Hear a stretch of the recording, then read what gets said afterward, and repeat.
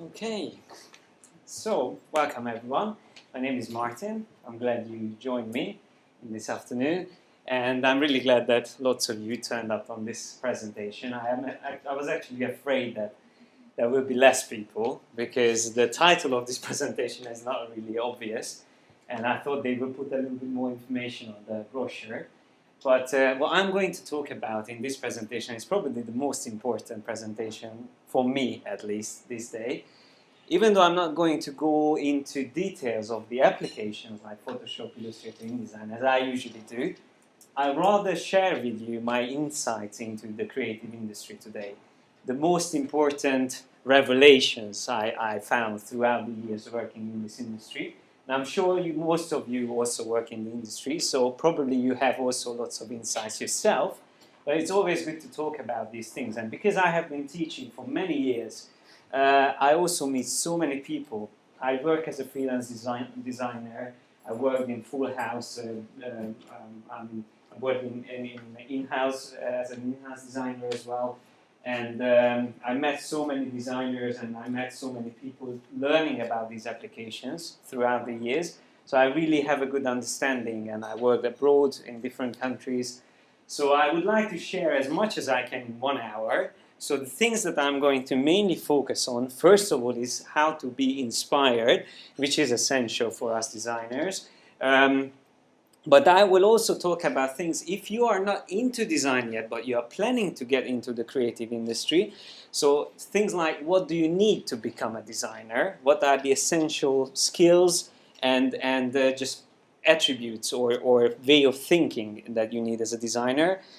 Equipment, whether it's better to do freelancing or full-time, being full-time employed, where to work, what type of work environment is the best, and then other things like trending things like crowdsourcing design, which is very interesting and it's good to know about, and how to share your work, how to make your portfolio stand out, what kind of certification is good in the industry, and even what type of CVs are the best to have as a designer.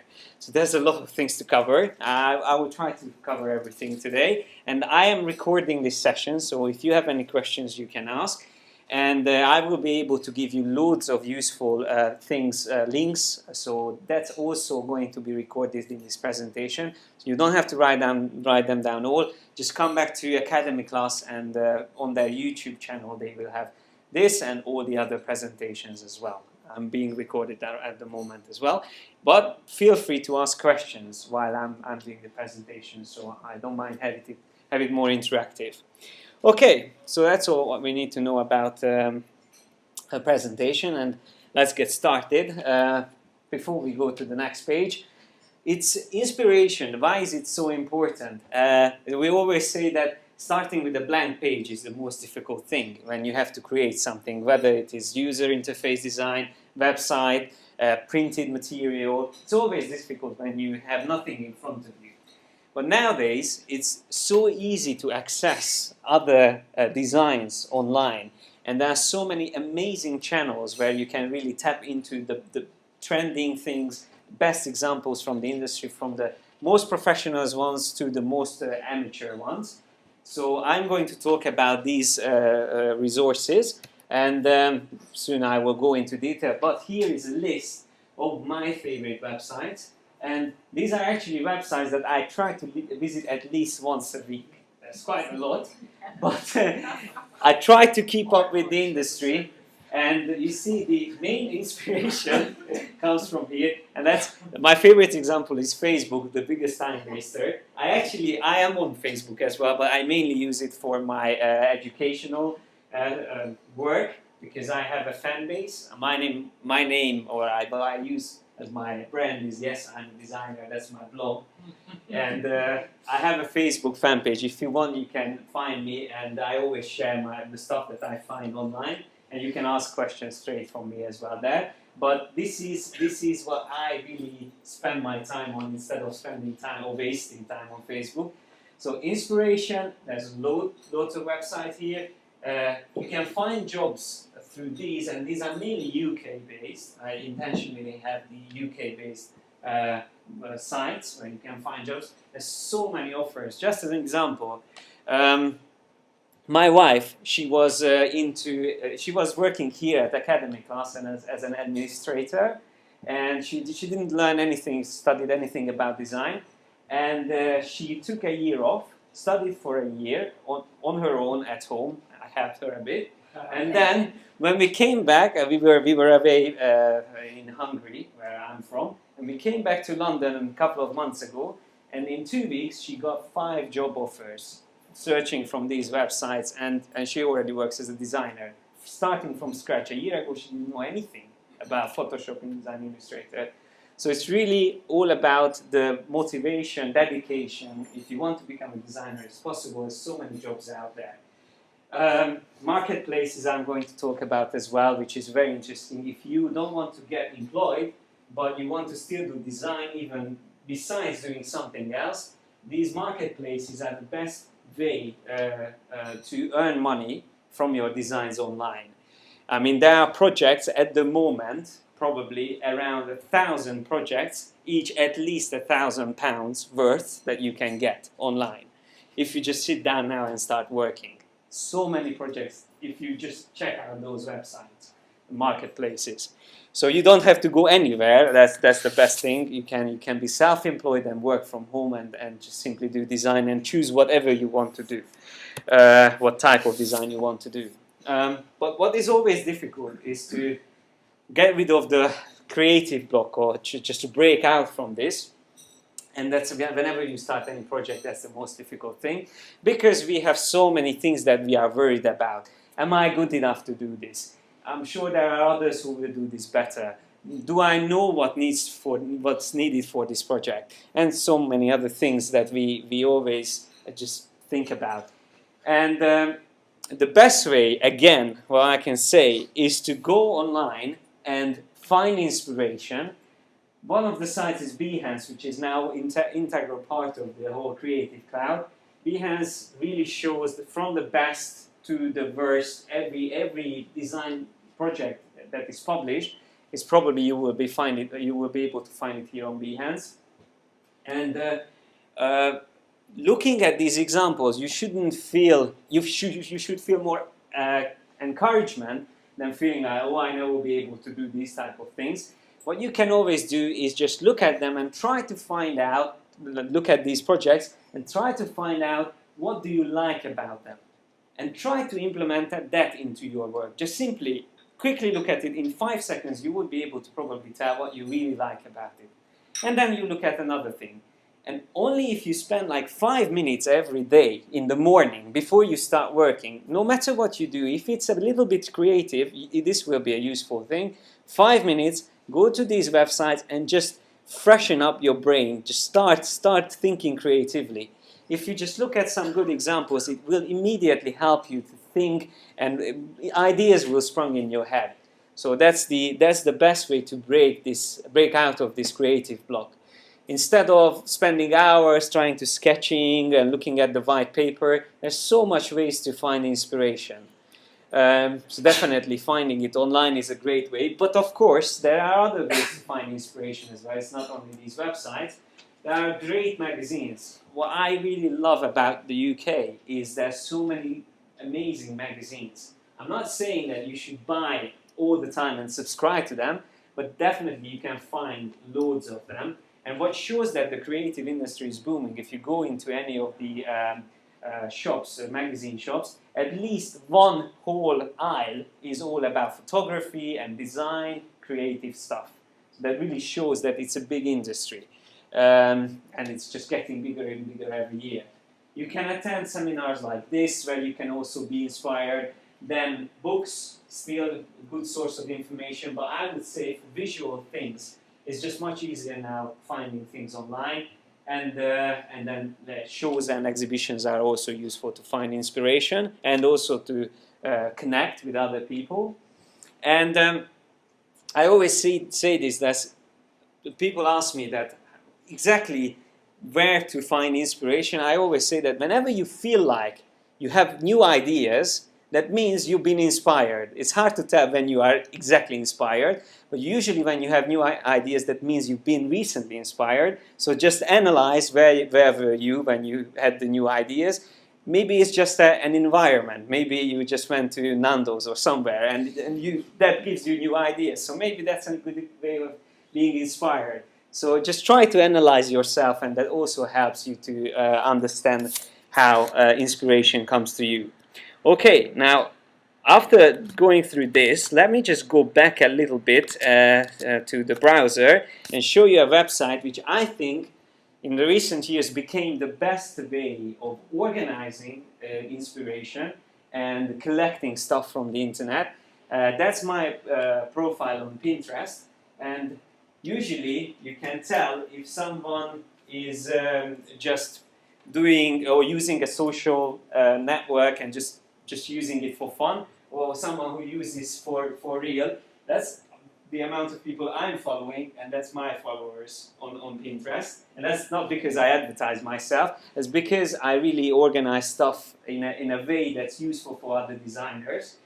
So what I do is I look for great examples, not through Pinterest, but on the internet, through those websites, and just pin images, and those are all collected onto my boards. So for example, logo design, whenever I have to design logos, this is the first place where I come to, because this is where I collect all the stuff that inspires me. So things like how the Behance app icon was designed, and there's a whole, it's like an article, but it's an image, which shows the whole design process. The first initial sketches, then to the creative inspiration where it came from, then the other version, and then all the way down to color sketches, and then the final version and how it looks on the iPad. So things like this I like to look back at, and it really gives me inspiration. And then of course amazing examples of logo design where you have the golf club plus the Spartan head together. These are the things I really like to keep, and even though I've seen them before, I never know when they might come again useful. I might forget them, or if I have a new project, it just doesn't come to my mind. But it's always good to just scroll through these things that I liked, and then there will be always something new that I see in them. So for a new project, there will be new things needed that maybe I haven't done before, and then I might see something here, oh, actually I can use this for this project, or I can do something similar. And I always say that copying is not a problem, because I mean in the design or creative industry, using something, elements of a design, and put it in yours, or mixing things together, even like if I would use the design of this and I would mix it with the colors of this, and obviously the shape would be a little bit different, that's already a new design. You can't say it's copied from this, it's inspired by these designs. Okay, of course there's copyright issues if you go too close to designs, but you should feel free to learn from other designers and be inspired from their work. So Pinterest, as you can see, is great because you will see loads of stuff next to each other, and it's just really just coming to your head, the ideas when you look at these. Okay, so that's a great way. I think probably the best place to come for inspiration. If you don't have this collection, I mean I have around 2,000 images saved here. If you don't have a collection like this on Pinterest, you can always follow others like myself. You just come here and say you are interested in logo design and typography, then you can say you only want to follow these boards from me. So whenever I pin something on them, it automatically comes to you. So it shows up on your account in your feed. So you see what I'm pinning. So if you follow like 10 good designers, they do the work for you. You don't even have to look for inspiration. They are feeding you with inspiration. That's the cool thing. So you can see I have loads of other things here. So not just directly design, but I'm also interested in digital art, and I have a separate board for that. Okay, so that's Pinterest. And then obviously the websites that I was talking about, I have them here in my inspiration category, and these are the things that I usually go through every week. Okay, but that's the links that I have. I actually have a PDF which I'm going to share with you guys, again through Academy class. And I have the links in there saved, so you don't even have to write down anything, it's all saved. Okay, let me go to the next topic.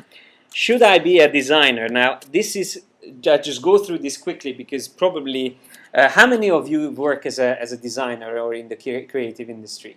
And how many, okay, almost everyone, how many are you planning to get into it? Okay, so just quickly, it's even if you are already a designer, I just really like to talk about this because it's good to think about why you are doing what you are doing.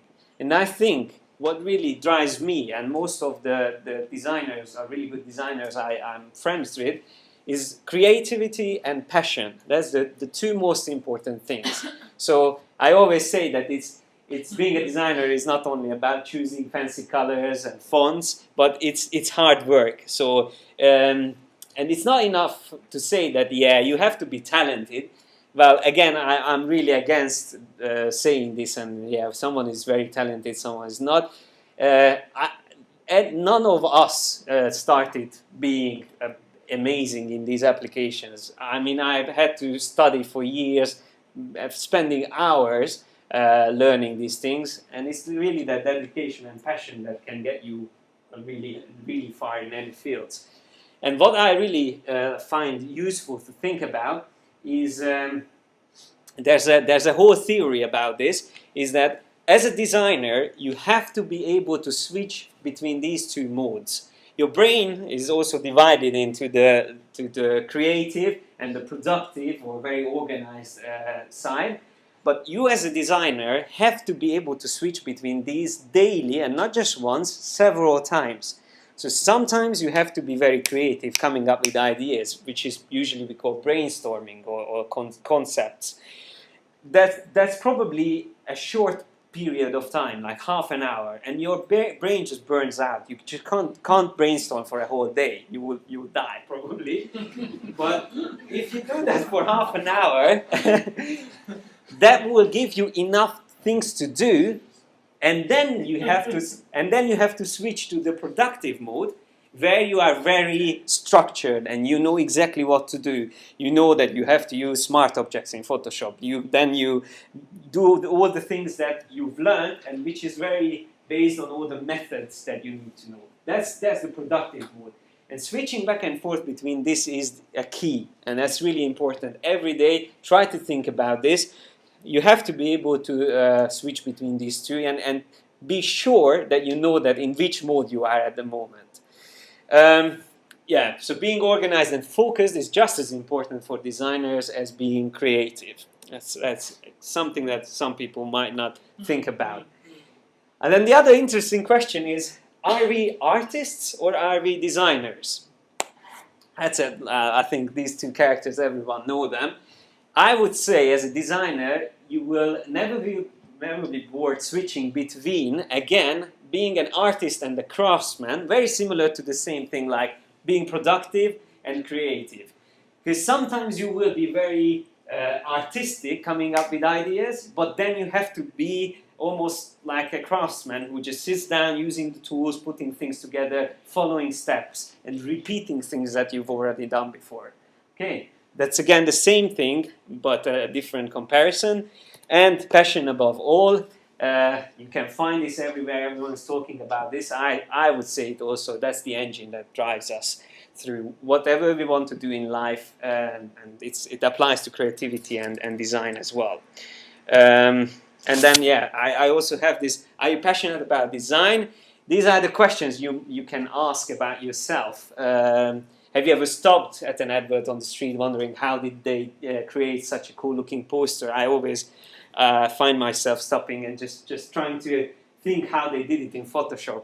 And that's a good thing. That's what you should do. That's why I like to just always... Sometimes I forget that I'm waiting for a train in the tube. I just wait for it to go away so I can see the poster for a bit more. Have you ever spent minutes for choosing a font for an invitation or greeting card? So these are questions usually like non-designers, I tell non-designers to think about. Have you ever bought a product just because the packaging looks better than the other similar products? I'm useless about choosing products because I always choose the nice packaging ones. And then, yeah, and my wife is the one who's choosing the better priced products. So you need to be a hard worker who's passionate about that design. That's the conclusion. That's really the essence what I'm talking about here. Okay, so that's done. Let's go to the next topic. This is the equipment, and is it important what equipment we use, or it's more important that what we can do and what we are? That's again another interesting question. And yeah, costs of being a designer. So first of all, again, I can just emphasize this dedication is the key. So you don't need fancy tools to be a great designer. You can just simply use a paper and a pencil, and you might be able to create something far better than someone else will do in using an iMac. So it's not really about the tools, and it applies to everything, not just the computer. It really applies to everything, because there are so many things that's great to have. I mean, these things are very expensive. The Wacom Cintiq, I have one at home, and I worked hard for it to be able to have it, but it didn't really change much in the way I think. It's just it might be able to save time for me. It's maybe more fun to use.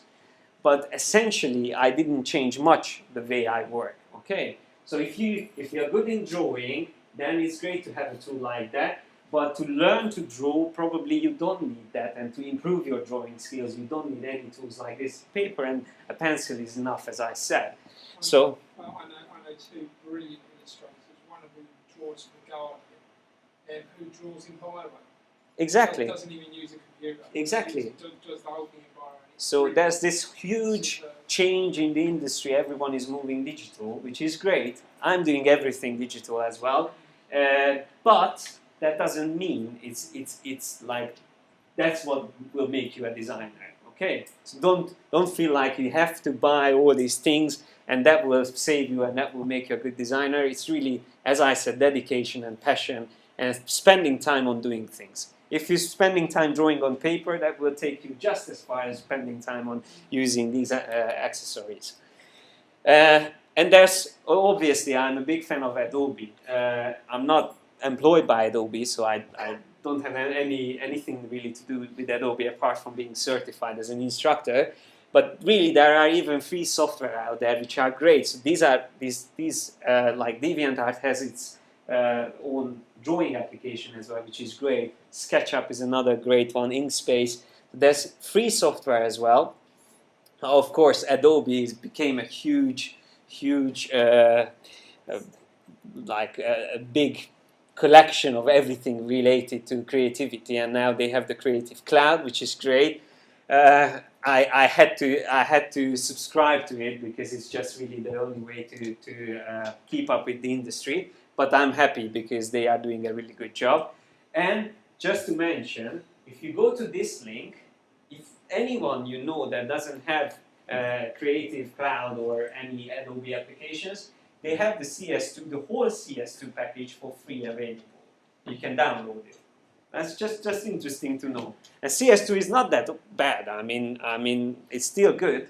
Obviously not the latest one, but if you look at it, I intentionally have Photoshop CS2 here.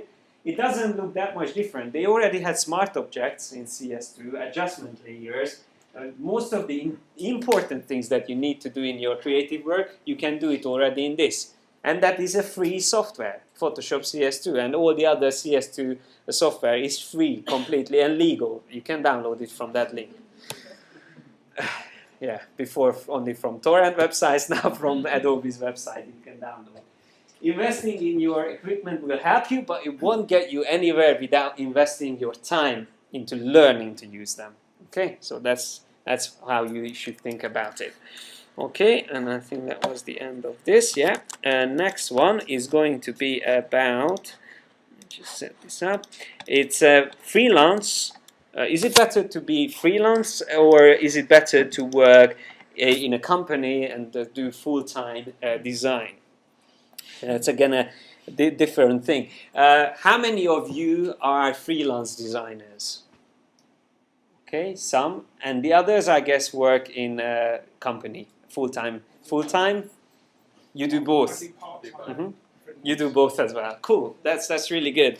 So freelance is definitely on its own. It's a very difficult thing to do because there's so many advantages and disadvantages to both sides.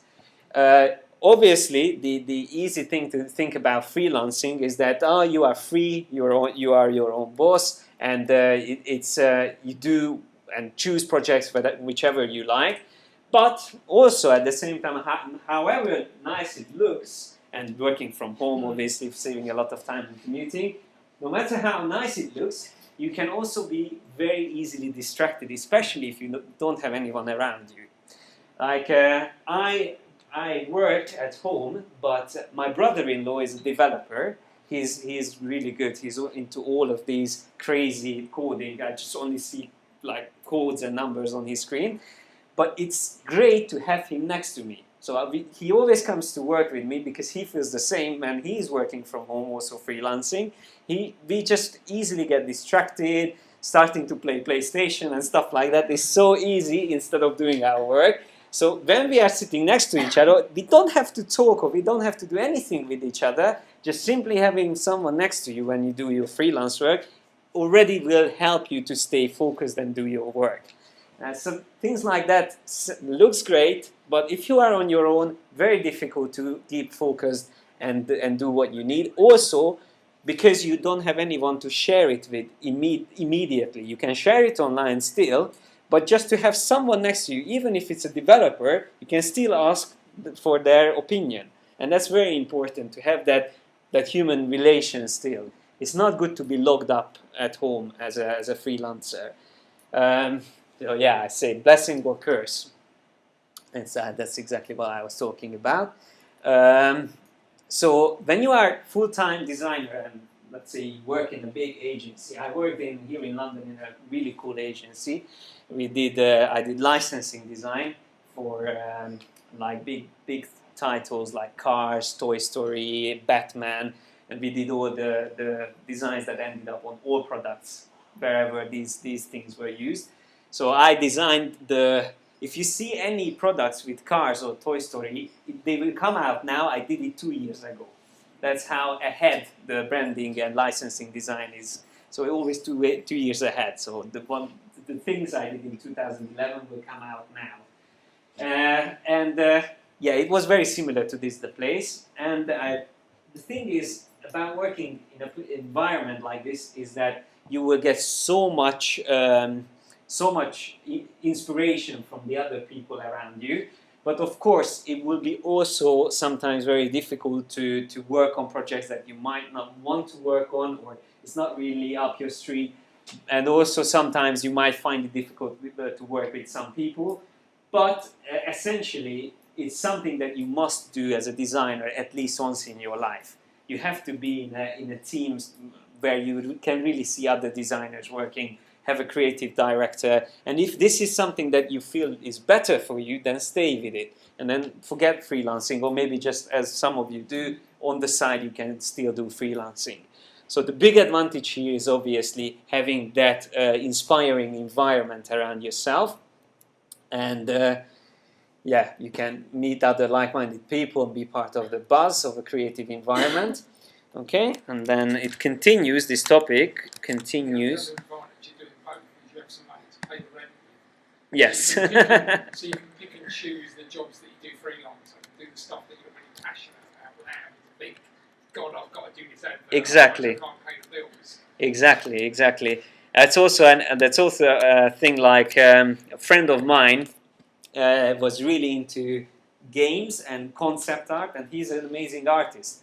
And he ended up working in concept art, creating the sketches and original concepts for games. And he did it for like 2-3 years, and then he stopped it because he said he started to hate games because he had to spend so much time on creating these ideas and he was bored of it. So doing it full time, and his job was really hectic. He had to stay in very late, go in weekends, and like every day he had to draw like 10 paintings with these quick paintings, and he really got fed up with it. So a good thing to think about is what you really love you shouldn't do as a profession. You should do something similar to it. So design is good because it's very broad. So yeah, I was talking about this working from home.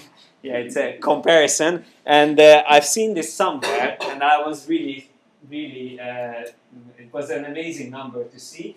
If you commute roughly around 2 hours to work, which is not unusual here in England, especially around London, there's so many commuters, so 1.5 hours to 2 hours, that will be 65 days of your life per year spent on commuting.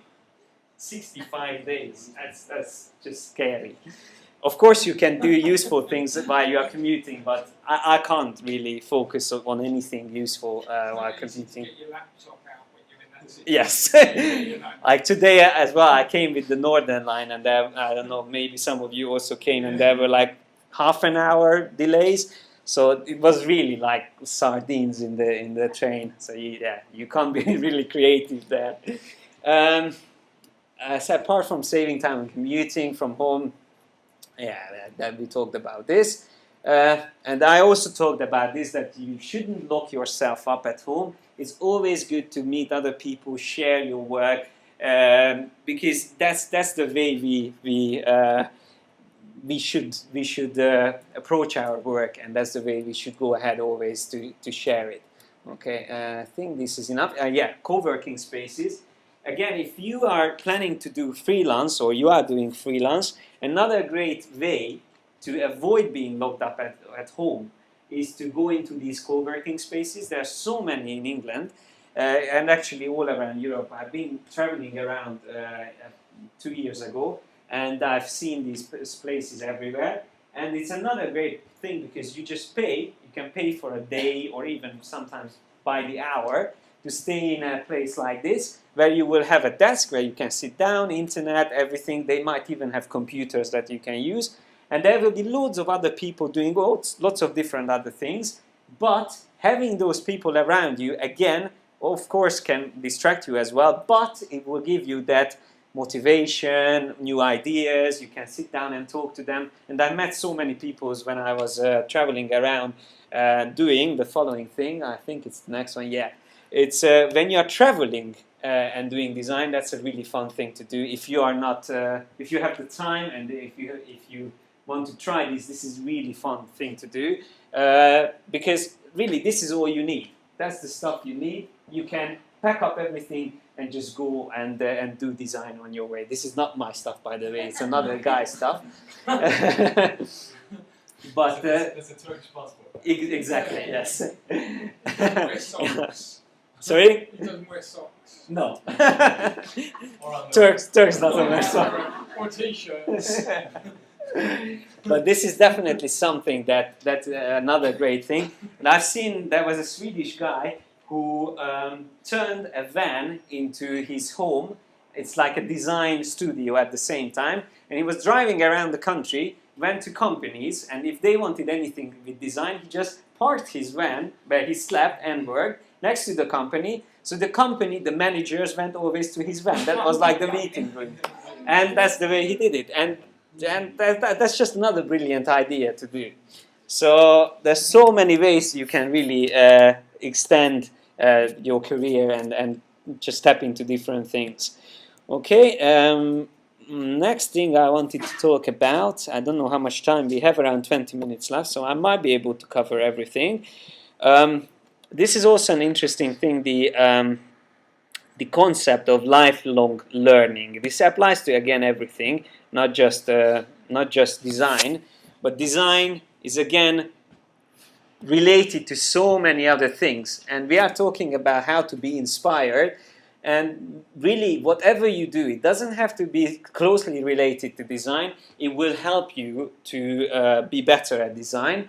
And what I would like to show you, let me just go a little bit further ahead, is these are the obvious things that for designers are useful skills to have. Photography, painting, but you can extend it to anything, really. Music, dance, these are all things that might give you inspiration and which will help you to break the creative block again. So everything really what you do will have an effect on the way you do design. And obviously the more diverse things you try, and like I love hiking, and whenever I go on hiking or mountain climbing trips, when I come back, I just come up with so many great ideas. And then of course when you're just staying in one place and you don't go out, then you will feel that you need some sort of inspiration. So traveling, hiking, these are all great things to do. Chair, that's again another thing, a very, very essential, basic thing, but obviously it can really affect how you work, because sitting is what you will do for like 8-10 hours a day. If you think about that, then obviously the chair is probably almost as important as your computer or whatever you use as a tool. And which one is the best? Really, it's hard to tell. There's so many different ways you can work, and to tell the truth, what I prefer to use is the ball. I'm sitting on a ball like that, but it's best to switch between them. So it's the best to change your posture as many times as you can every day. That will give you the best results with your spine. I mean, healthiest if you change your posture. It means changing your chair is a good thing to do. And you can see that this is going to be an example. I use the chair like that, and I use the ball like that. That's me working in a design studio. And I was switching between these two desks. This chair is not visible, but it was there. And usually I switch it between, like every half an hour probably, I would switch between them two. Okay, so the ball is actually, everyone's laughing usually about it, but it's really good because it always keeps you moving and very straight back. You can't slouch on a ball. So that's very good for the back.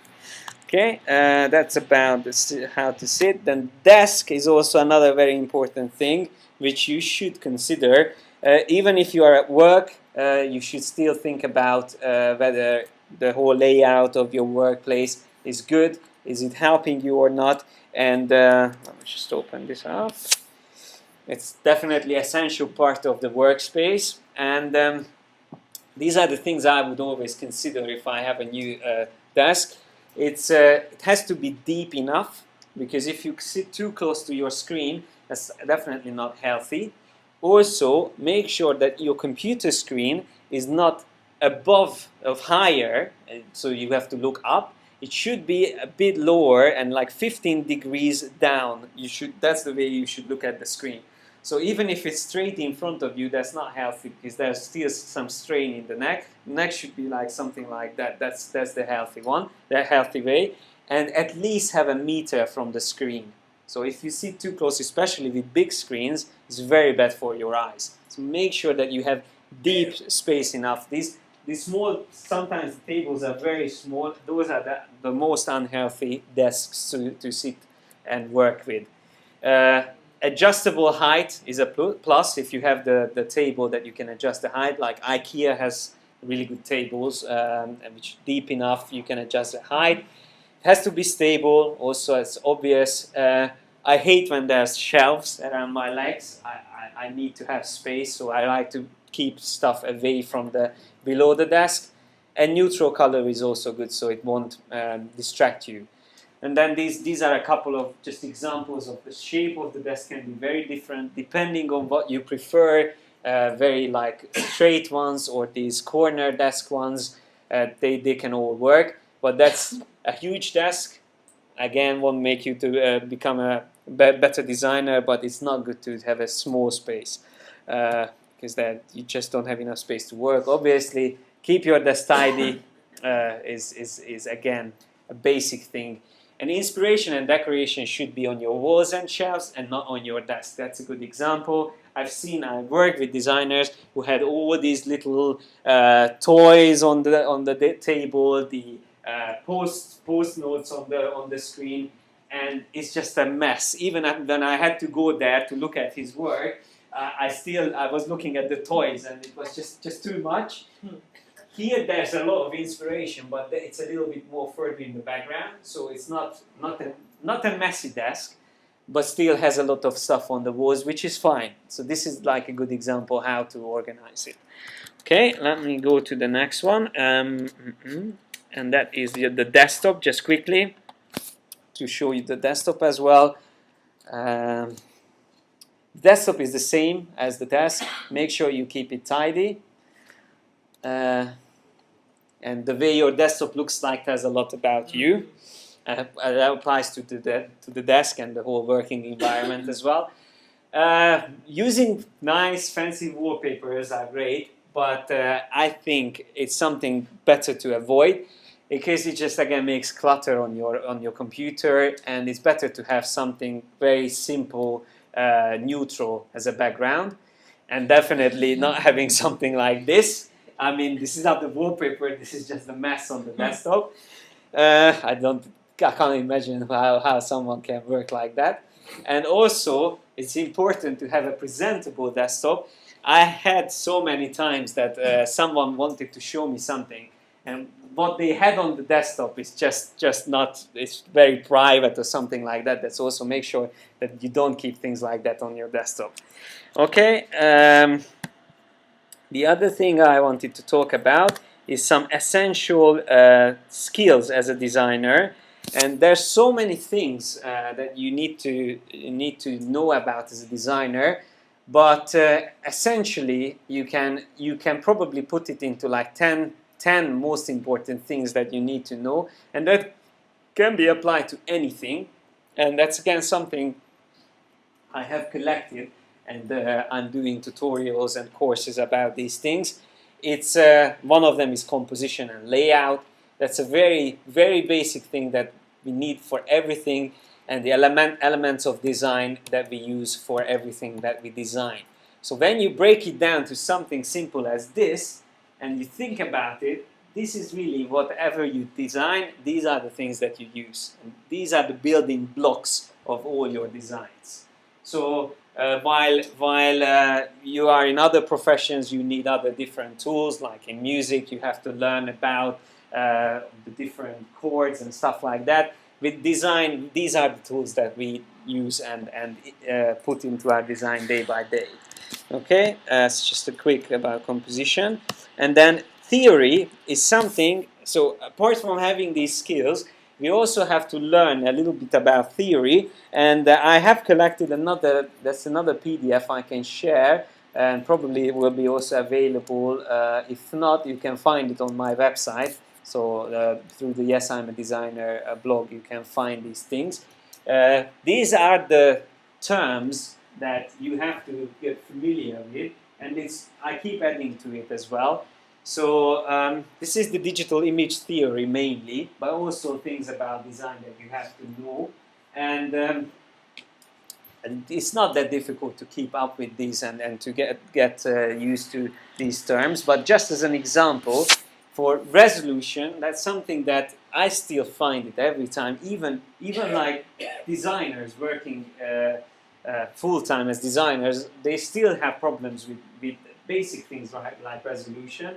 The easiest way to understand it is that whenever you have a printed image, if that printed image has 72 pixels per inch, that means on an inch distance, which is 2.54 centimeters, 72 pixels of the image will be printed. If you have 300 pixels per inch, that means on the same distance on the printed page, there will be not 72 but 300 pixels printed. So it will be much more condensed. That makes the print smaller but better quality. That's essentially resolution.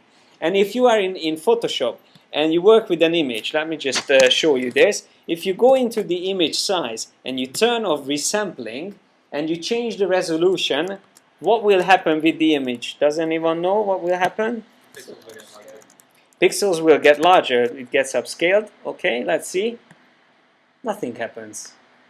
Because we only change the resolution. That doesn't affect the image itself if resampling is turned off. It just tells Photoshop what is the print size I want to get from this image. So if we have the resample on, then it will change the size as well. But it actually just told me that this is the maximum size that I can print this image in a good quality. And if I go back one step, let me just go back and then see it. Now with 72 pixels per inch, it's much bigger. It's almost an A4 size. So that's the difference. So resolution really, essentially, is only when you want to print the image out. That's when it becomes important. Okay, because that decides the size and the quality of your print. These basic things are very useful to know about. They're not difficult to understand, but definitely will help you when you have to do design. Okay, and then we have not much left. Inspiration we talked about. Keeping track of the tasks you have to do. Also, if you're a full-time designer or if you are doing freelance, is very important. And the best way to do it, I found, is to use action method. This is if you use Behance, you probably met this website before as well, because it's the same creator. That whoever created, Scott Belsky, who created Behance, he came up with this action method as well. I mean, this website, and it's a free website to use. To a certain extent, after that you have to subscribe to it, but it's the best way to organize your tasks. And it's the way it works. It's the reason why it's called action method is because what it essentially tells you is that instead of writing down that you have to design a logo for this company, you should actually have a whole section for the things you need to do, like reading the brief and asking questions from the client. That should be an action step for that project. And obviously you won't forget this probably, but to have that down like that will remind you that you need to do these steps and follow these steps. And it's always great to tick off things that you've already done. And if you have just like logo design, that would probably take you 2 weeks to tick that off. But if you have several steps that you can tick, it will motivate you to keep on doing it. It's always difficult to start something, but if you have small steps that you can follow, it will be easier to start off, and then you can keep going and going much easier. So it's good to break up in action steps, whatever you do. Even if you don't use this website, this whole philosophy behind using small steps is better. So yeah, ticking off an action step always gives you a rewarding feeling. That's essentially the whole idea behind it. Okay, and then just close these. And there's crowdsourcing, which I would like to just quickly talk about. The most common or the best website probably for crowdsourcing is 99 Designs. How many of you heard about it? 99 Designs. Heard? How many of you actually done projects on 99? One. That's still good. It's how did you find 99 Design? It was good up until a point. Up to a point. I made about $500 on it. Okay. And then I was pitching for one that was about 1,000. Uh-huh. Because of the comment system, the client comment on design, everyone reads it. As soon as he did that, everybody copied my design. Yes. And then someone won it, which was basically clone. Yes, yes. There is definitely a disadvantage in doing these crowdsourcing things, and that's exactly what can happen, that people start copying your stuff. But essentially, if you don't know what's crowdsourcing, it's basically clients come here and say, I will pay $500 for a logo or something like that, and gives the brief. And whoever wants can start pitching for that, and then the client can choose from all those designers from around the world the best, choose the winner for the project.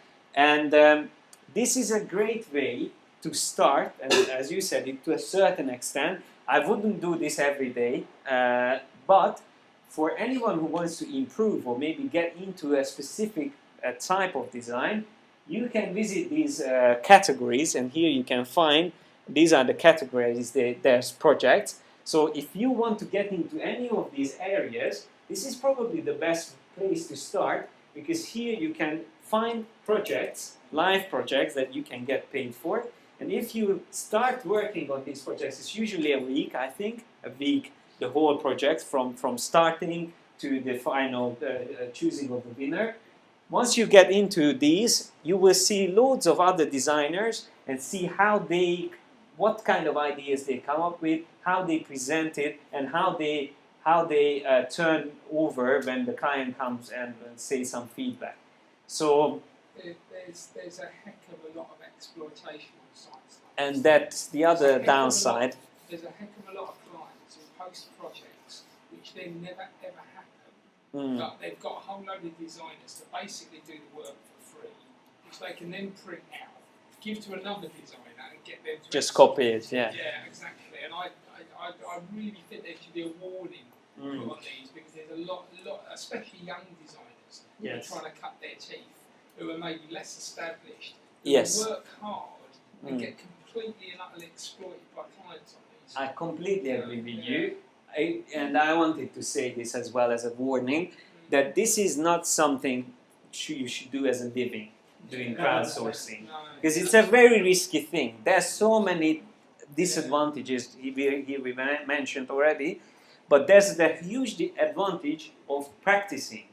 If you want to learn and study and improve your skills, I think this is a great place to come to, because you get a brief, you see other designers working on it as well, and there's a slight chance that you might get paid, but that's not why you should do it. Whenever I've done work for sites like this, one of the things, and I can't emphasise this to young designers enough, you need to get smart about copyright and understand how intellectual property works. I'm quite happy to pitch on design, but right on the bottom of the design, it puts my copyright on the bottom. And until they pay me, they can't use it. If they use it, I'll have them, basically. And so that stops clients exploiting you, getting you to do the work for free, and then stealing your design. It's very true. Very true. You can't get smart enough about intellectual property. Yes, it is very true. What I find as an advantage is definitely the seeing other designers, and without going anywhere, you can be part of a project. So almost the way I think of it is not about getting the money; it's about getting the ideas. I mean, being inspired and learn from the others. It's always good to learn from others through projects that you. If you do the same thing and others do the same thing, it's very different than looking at Behance and just random projects. If it's the same thing that like 100 designers do, then you can always pick up bad habits from others as well, which you should avoid, and really good ideas. And then you can, if just seeing those examples, you can come up with great ideas as well. So again, I rather would say it's again just an inspiration, maybe way of learning, but not really for making a living from.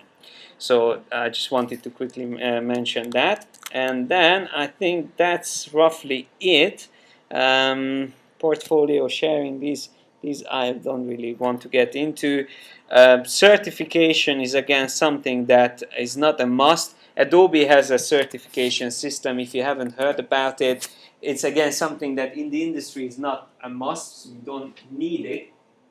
But they have two levels, the ACA and the ACE, and you can get certification from both of these levels, the expert and the associate, which is quite good, but the exams actually are not really related to design. They are ABCD questions, so it's not, you don't have to do anything with design. You don't even use the application when you are doing the exam. It's just questions. So it's something that won't make you a better designer again, but it's something that maybe if you are interested in Adobe, you can use. Do you have any questions? Yes? Do you know how much the ACE certification costs? The ACE, the expert? It depends, I think, on which application you want it to do for, but you can very easily find it out on the website. I think it's around, if I'm not mistaken, $150. So probably around £90, I guess. It should be around that, the expert. The associate is, I think, is cheaper. I'm not sure about the current prices on it. Yes?